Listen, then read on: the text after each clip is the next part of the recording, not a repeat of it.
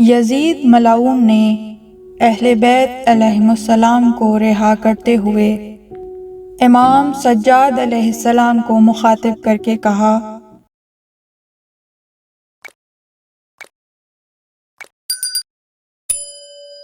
اذکر حاجتک الثلاث التی وعدتک بقضائہن، کہ اپنی حاجتیں بتائیے جن کو پورا کرنے کا میں وعدہ کرتا ہوں۔ امام علیہ السلام نے فرمایا، ان تردینی وجوہی و سیدی اولا، مجھے اپنے بابا کا سر مبارک دو کہ جو سید الشہداء ہیں۔ ثانیاً ان ترد علینا ما اخذ منا، جو ہمارے اموال شام غریبہ میں لوٹے گئے وہ سب کے سب واپس کرو۔ تیسرے یہ کہ اگر مجھے قتل کرنے کا ارادہ ہے تو اہل بیت کو کسی امین شخص کے ساتھ پہلے مدینے پہنچا دو۔ یزید نے کہا، جہاں تک تمہارے قتل کی بات ہے تو وہ میں معاف کرتا ہوں اور درگزر کرتا ہوں، تم خود اپنے اہل بیت کو لے کر مدینے چلے جاؤ۔ جہاں تک لوٹے ہوئے اموال کی واپسی کا تعلق ہے تو وہ بھی نہیں مل سکتے اور سر حسین بھی نہیں مل سکتا، البتہ ان اموال سے کئی گنا زیادہ قیمت دے سکتا ہوں۔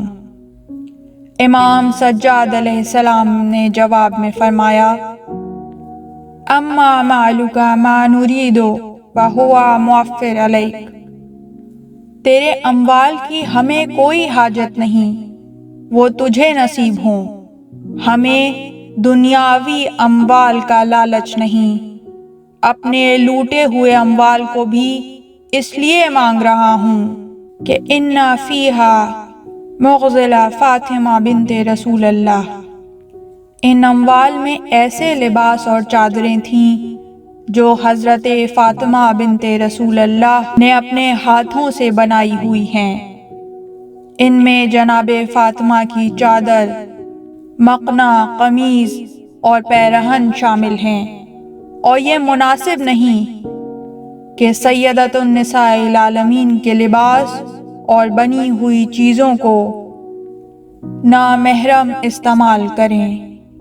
یزید نے حکم دیا کہ تمام لوٹے ہوئے اموال واپس کیے جائیں اور شہداء کے سروں کو بھی واپس لوٹایا گیا۔ جب وہ سامان لایا گیا تو لوٹے ہوئے اموال کی گٹھڑی بندھی ہوئی تھی، اسے کھولا گیا تو اس میں تازہ خون آلود سرخ عقیق کی طرح کا ایک پرانا لباس جو سوراخ اور پھٹا ہوا تھا وہ موجود تھا۔ یزید نے غور سے اس لباس کو دیکھ کر کہا کہ یہ کیا ہے؟ قالوا ھذا قمیص الحسین، بتایا گیا کہ اے یزید یہ حسین کی وہ قمیض ہے جو آخری وقت پہن کر آئے تھے اور اخنس بن مرتد نے لوٹی تھی۔ یزید نے کہا، یہ نہیں ہو سکتا، کیونکہ حسین تو سلطنت بنانے کا دعویٰ کرتے تھے، لباس فاخرہ پہنتے تھے، یہ پھٹی پرانی قمیص کیسے ان کی ہو سکتی ہے؟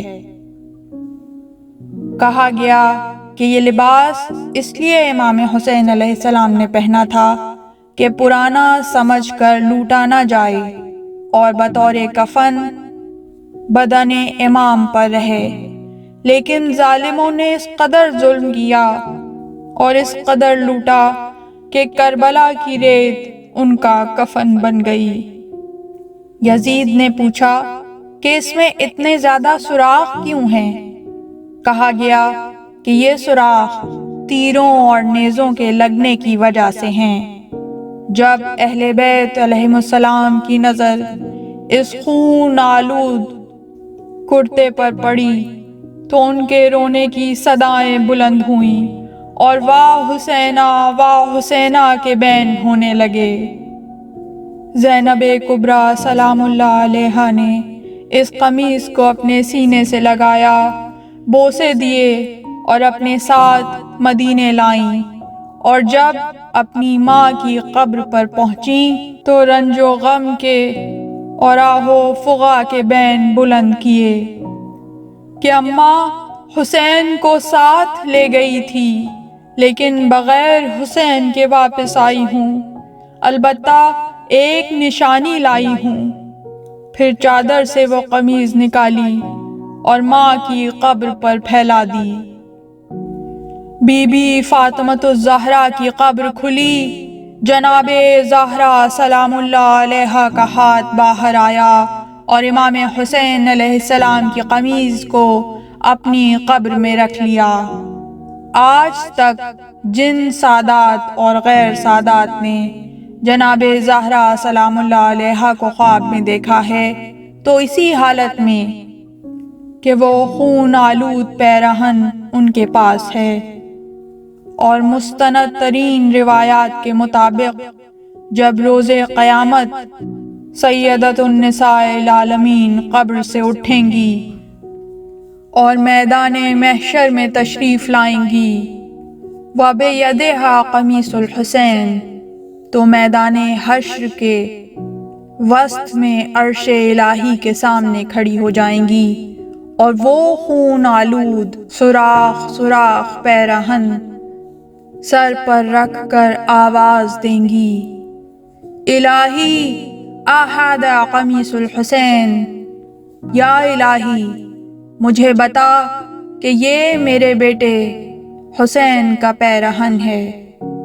میرے اللہ، میرے بیٹے کا کیا جرم تھا کہ اس پر اس قدر نیزے اور تیر برسائے گئے اور پیاسا شہید کیا گیا؟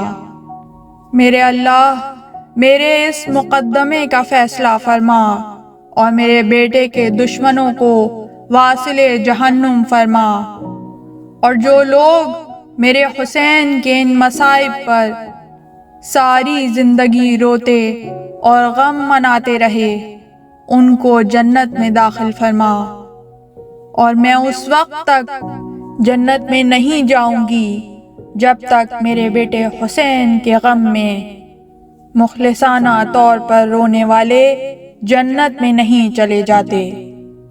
اللہم صلی علی محمد وآل محمد، اللہم لعن قتلۃ الحسین واصحابہ، علی لعنت اللہ علی القوم الظالمین۔